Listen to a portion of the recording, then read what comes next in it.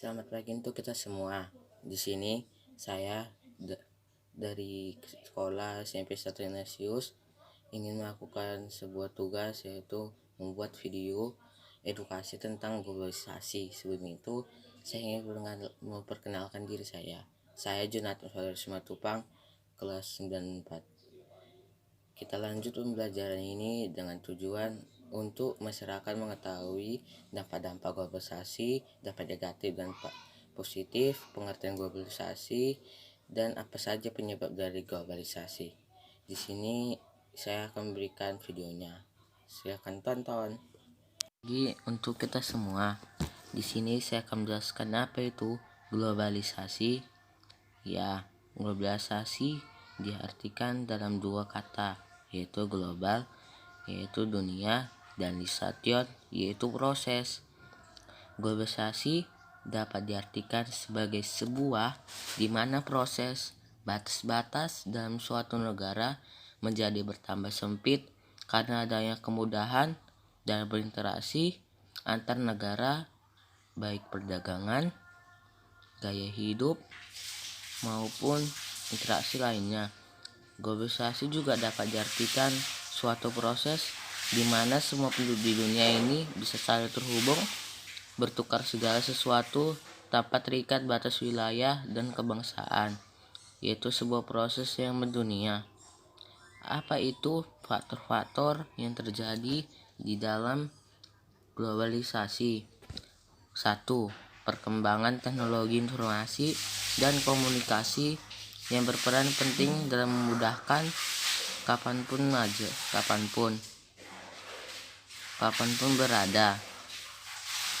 Kita masuk faktor-faktor yang kedua. Faktor yang kedua adalah faktor yang dimana adanya kerukunan antar negara yang bisa memungkinkan terjadinya kerjasama antar negara, baik dalam ekonomi, politik, maupun budaya. Kita masuk faktor yang ketiga. Faktor yang ketiga adalah faktor berkembangnya teknologi transportasi yang memudahkan akses transportasi dan ekspedisi antar negara. Nah, di sini kita mengetahui sebagian kecilnya. Kita akan melanjutkannya dengan materi, yaitu materi contoh globalisasi dalam kebudayaan kehidupan sehari-hari. Yang pertama, banyaknya produk asing beredar di Indonesia, mulai dari busana, alat elektronik hingga makanan. 2. Banyak pasar wilayah atau supermarket menggantikan pasar tradisional. 3. Pergantian tenaga manusia dengan tenaga mesin. Misalnya, buruh pabrik digantikan oleh mesin-mesin yang lebih efisien. 4. Jual beli online terus berkembang, sehingga jual beli tidak hanya dilakukan di pasar. 5. Meningkatnya penggunaan gadget, karena gadget mampu menawarkan berbagai fitur yang membuat segalanya lebih mudah, efisien, dan efektif. 6. Teknologi terbaru bisa diakses semua orang, seperti video call, email, dan sosial media, bukan lagi asing bagi manusia. 7. Banyak tenaga ahli dalam dunia kerja di Indonesia. 8. Terjadinya penukaran budaya tradisional seperti K-pop dan budaya hip-hop dari barat. 9. Peran wanita yang mulai sejajar dengan pria, sehingga wanita bila bekerja di setiap bidang yang dikerjakan oleh pria. 10. Persebaran informasi yang sangat cepat, sehingga banyak sekali hal kecil yang bisa menjelah atau viral di dunia maya. 11. Dibentuknya perserikatan bangsa-bangsa yang terjadi wadah yang memungkinkan proses globalisasi berjalan dengan lancar. 11. Dibentuknya 12. Pemerintahan lebih terbuka dan demokratis, mulai dari pemerintahan desa hingga pemerintahan pusat. 13. Masuknya ideologi-ideologi sehingga kita harus berpegang teguh pada Pancasila. 14. Banyak bahasa asing yang dipelajari Indonesia seperti bahasa Mandarin, Jepang, Perancis, Jerman, Arab, dan Rusia.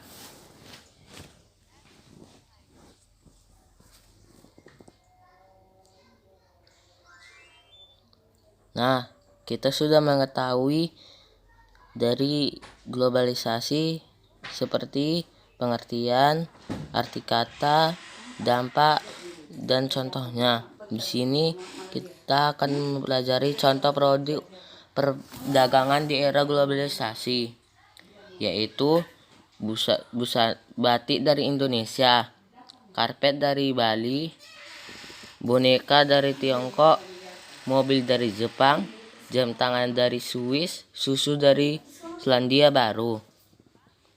Itulah contoh-contohnya dari produk di era globalisasi. Produk-produk itu dapat menggantikan produk dalam negeri.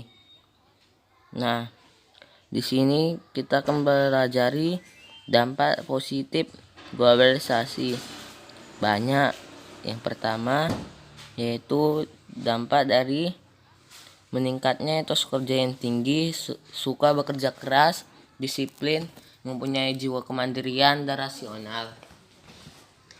Yang kedua, menyebab kehidupan sosial ekonomi lebih produktif, efektif, dan efisien, sehingga membuat produksi dalam negeri mampu bersaing di pasar internasional.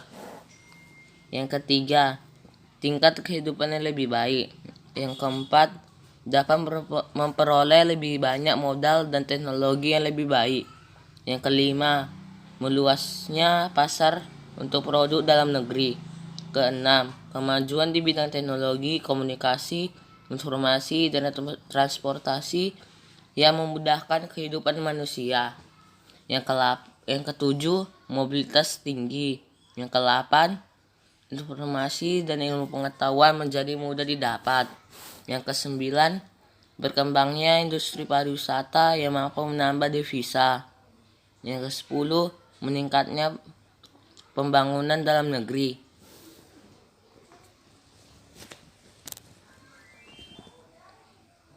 Nah, kita sudah mengetahui dampak-dampak positif dalam globalisasi. Sekarang kita akan mengetahui dampak-dampak negatif dari globalisasi, yaitu yang pertama, masuknya nilai-nilai bangsa barat yang banyak ditiru oleh masyarakat. Yang kedua, lunturnya semangat gotong royong, solidaritas, kepedulian, dan kesetiakawan sosial. Yang ketiga, maraknya penyelundupan barang ke Indonesia. Yang keempat, kondisi industri dalam negeri sulit berkembang karena serangan perusahaan asing. Yang kelima, terjadinya kerusakan lingkungan dan polusi limbah industri. Yang keenam, orang menjadi lebih individualitis. Yang ketujuh, adanya sikap lebih mementingkan kehidupan duniawi dan mengabaikan nilai-nilai moral atau agama. Yang kedelapan, timbulnya sikap bergaya hidup yang mewah. Yang kesembilan, munculnya sikap konsumtif atau boros. Yang kesepuluh, munculnya anggapan bahwa status seseorang di dalam masyarakat hanya diukur berdasarkan kekayaan. Yang kesebelas, mudahnya terpengaruh oleh hal yang tidak sesuai dengan kebiasaan atau kebudayaan suatu negara. Nah, di sini kita akan menyimpulkan dari globalisasi. Globalisasi memberikan dampak positif dan negatif bagi kehidupan manusia.